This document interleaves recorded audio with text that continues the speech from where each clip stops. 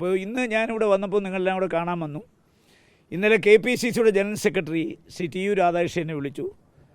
രണ്ടുപേരെ ഈ വിഷയവുമായി അന്വേഷിക്കാൻ വേണ്ടി കമ്മീഷനായി വെച്ചിട്ടുണ്ടെന്ന് പറഞ്ഞു.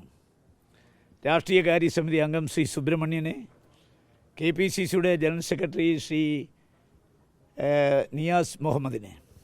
അപ്പോൾ അന്വേഷണ കമ്മീഷൻ വെച്ച സ്ഥിതിക്ക് ഞാൻ കൂടുതൽ കാര്യങ്ങൾ വെളിപ്പെടുത്താൻ ആഗ്രഹിക്കുന്നില്ല. പക്ഷേ അന്വേഷണ കമ്മീഷനോട് ഈ പാർലമെൻറ്റ് ചുമതല വഹിച്ചിരിക്കുന്ന സൈമൺ അലക്സാണ്. അദ്ദേഹത്തെ എത്ര പ്രാവശ്യം തെറി വിളിച്ചു എന്നുള്ള അദ്ദേഹം മൊഴി കൊടുക്കും. KSU ജില്ലാ പ്രസിഡന്റിനെ വിളിച്ച തെറി മൊത്തം റെക്കോർഡ് ചെയ്ത് വെച്ചിട്ടുണ്ട്.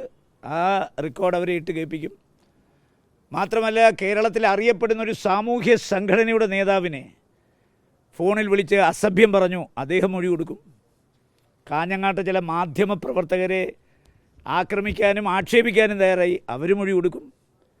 അതുകൂടാതെ എൻ്റെ ഡ്രൈവറെ കണ്ണൂർ ജില്ലാ കോൺഗ്രസ് കമ്മിറ്റിയുടെ സെക്രട്ടറി രാജീവൻ ഇളയാവിൻ്റെ മുമ്പിൽ വെച്ച് കയ്യേറ്റം ചെയ്യാൻ ശ്രമിക്കുകയും അസഭ്യവർഷം ചൊരിയുകയും ചെയ്തു. ഡ്രൈവർ മൊഴി കൊടുക്കും. രാജീവൻ ഇളയാവിനോട് ചോദിച്ചാൽ അയാൾക്ക് മൊഴി കൊടുക്കാതിരിക്കാൻ പറ്റത്തില്ലോ, കാര്യം അയാളുടെ സാന്നിധ്യത്തിലാണ് ഇതൊക്കെ സംഭവിച്ചത്. അപ്പം അന്വേഷണ കമ്മീഷനെ വെച്ച സ്ഥിതിക്ക് കൂടുതൽ വിവരങ്ങളിലേക്ക് ഞാൻ പോകുന്നില്ല. കാര്യം ഞങ്ങളുടെ കയ്യിലെല്ലാം റെക്കോർഡിക്കൽ എവിഡൻസ് ആണുള്ളത്. ആ എവിഡൻസ് അവർ കേൾക്കുമ്പോൾ അവർക്ക് ബോധ്യമാവും. ഞാൻ കഴിഞ്ഞ 5 വർഷമായിട്ട് പലതും സഹിച്ചിട്ടുണ്ട്, പലതും പുറത്ത് പറഞ്ഞിട്ടില്ല. പിന്നെ ബാലകൃഷ്ണൻ പെരിയ എന്തിനാണ് ഇത്രയും വലിയ പ്രകോപിതനായെന്ന് എനിക്കറിയത്തില്ല.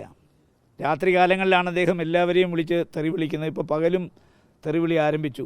പക്ഷേ അതിനൊക്കെ ഒരു അവസാനം വേണ്ടേ ഈ പാർട്ടിയിൽ? KPCCയുടെ ജനറൽ സെക്രട്ടറി, KPCCയുടെ സെക്രട്ടറി സ്ഥാനത്തിരിക്കുന്ന അയാളാണ് എനിക്കെതിരെ ഒരു ഫേസ്ബുക്ക് പോസ്റ്റ് ഇട്ടത്. ആ പോസ്റ്റിൽ അയാൾക്ക് 4 പേരാണ് പിന്തുണ കൊടുത്തത്. ഒന്ന് അയാളുടെ ചേട്ടൻ്റെ മകൻ, പിന്നെ അയാളുടെ ഒരു അനിയൻ, പിന്നെ 2 പേര്. ബാക്കിയുള്ളവരെല്ലാം പോസ്റ്റിലിട്ട് കമൻറ്റുകൾ നിങ്ങൾ നോക്കണം. അതുകൊണ്ടാണ് പോസ്റ്റ് ഡിലീറ്റ് ചെയ്ത് കളഞ്ഞത്. ഡിലീറ്റ് ചെയ്തെങ്കിലും സ്ക്രീൻഷോട്ട് എൻ്റെ കയ്യിലുണ്ട്. ഒരു KPCC സെക്രട്ടറി കാസർഗോഡ് MPക്കെതിരെയാണ് ആരോപണം ഉന്നയിച്ചിരിക്കുന്നത്. ഞാൻ 1968 രാഷ്ട്രീയ പ്രവർത്തനം ആരംഭിച്ചു. 56 കൊല്ലം പൂർത്തിയാക്കി. കാസർഗോഡ് MP എന്ന നിലയ്ക്ക് 5 വർഷക്കാലം ഞാൻ പൂർത്തിയാക്കി. ഇന്നലെ ദേശാഭിമാനി പത്രം എഴുതി, തോക്കുന്നതിന് മുമ്പുള്ള വിപ്ലവമാണ്. രാജ്മോഹൻ ഉണ്ണിത്താൻ കാസർഗോഡ് ജയിച്ചാൽ ദേശാഭിമാനി പത്രം അവരുടെ പ്രിൻറ്റിങ് നിർത്താവോ? ഞാൻ വെല്ലുവിളിക്കുക. അതുകൊണ്ട് രാജ്മോഹൻ ഉണ്ണിത്താനെ തോൽപ്പിക്കാൻ പല ആളുകളും ശ്രമിച്ചിട്ടുണ്ട്. ഓൺലൈൻ മാധ്യമങ്ങളിലൂടെ പല കഥകളും പല സർവേകളും നടത്തിയിട്ടുണ്ട്.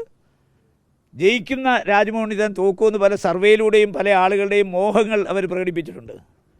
പക്ഷേ 4-ാം തീയതി എന്നൊരു ദിവസം ഉണ്ടെങ്കിൽ കാസർഗോഡ് ആരാ ജയിക്കാൻ പോകുന്നതെന്ന് നിങ്ങൾക്കപ്പോൾ അറിയാം. കാണാൻ പോകുന്ന പൂരം പറഞ്ഞറിയിക്കേണ്ട കാര്യമില്ല. അപ്പോൾ സ്വാഭാവികമായി കാസർഗോഡ് പാർലമെൻറ്റ് ഇലക്ഷൻ്റെ റിസൾട്ട് എന്താണെന്ന് സാമാന്യ വിവരവും ബോധവുമുള്ള എല്ലാവർക്കും അറിയാം. അതുകൊണ്ട് ആ റിസൾട്ട് 4-ാം തീയതി നടക്കാൻ പോകുന്നതിനെക്കുറിച്ച് ഞാൻ പറയുന്നില്ല. പക്ഷേ 56 വർഷത്തെ രാഷ്ട്രീയ പ്രവർത്തന പാരമ്പര്യമുള്ള കോൺഗ്രസിൽ ഏറ്റവും സീനിയറായ എന്നെക്കുറിച്ച് ഒരു KPCC സെക്രട്ടറി ഫേസ്ബുക്ക് പോസ്റ്റിലൂടെ ഇട്ട കാര്യങ്ങൾ വളരെ ഗുരുതരമാണ്, വളരെ ഗൗരവമുള്ളതാണ്.